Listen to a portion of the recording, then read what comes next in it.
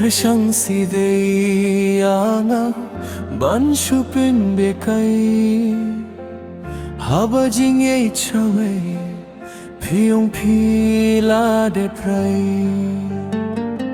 wat kheng nu bi tang nanga wan tirwa hapinga pun pau da ka jing long samla Ishiti terwa basha pingalai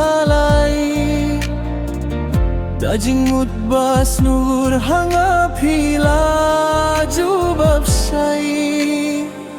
Jing titwa jong apim la shuban beriang Piong wats ngaway ngala don lat shaway Jing ti tua jong apim la shuban pediam Piong wats ngaway ngala don lat shaway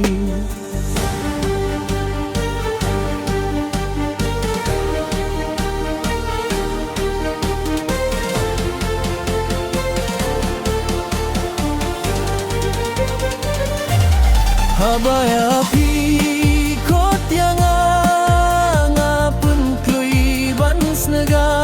Haba pi don kam yang anga kloiru ban yara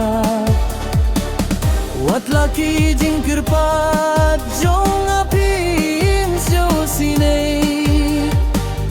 Donut mau ban kila ban long tung tang am skeuday Tang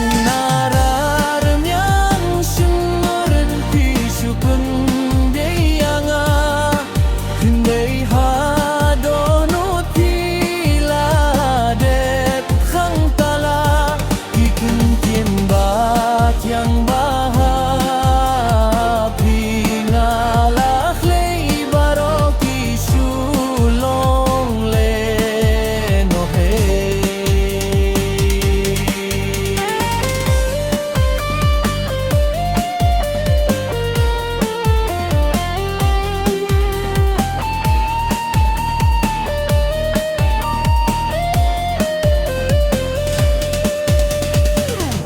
Habaya kindu bat phi banya shongkai Dakin tien siat parshi yang apia tu kana Jingmut bari jong pingam layo hi Lese phi dong ka jingba bekla Asam jong pi ban le kyar ngam kwa Wat laki jing te tua jong ban pian timla Tang sungam wan kai wat sis ni ares ni Yang api kren fon piong ai siapi Tang sungam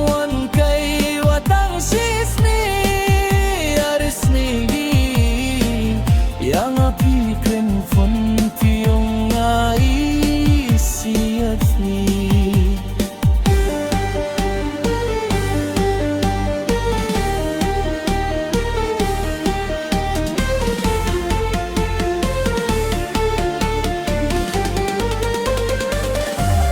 Haba api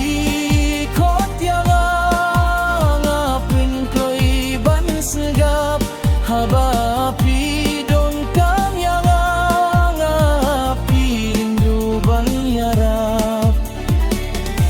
Laki jingkir pat jong apim skeu sinay Donut mau ban kela ban long kum tang am skeu day Tang narer mian sinter pi supun biayanga Renreha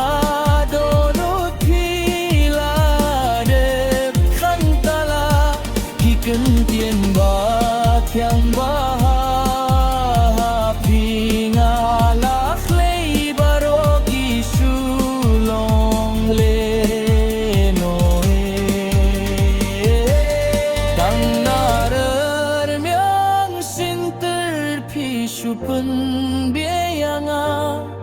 Hindreha donut pila dep khang tala ki kim tien ba thiang ba phi nga la hlei baro ki shu long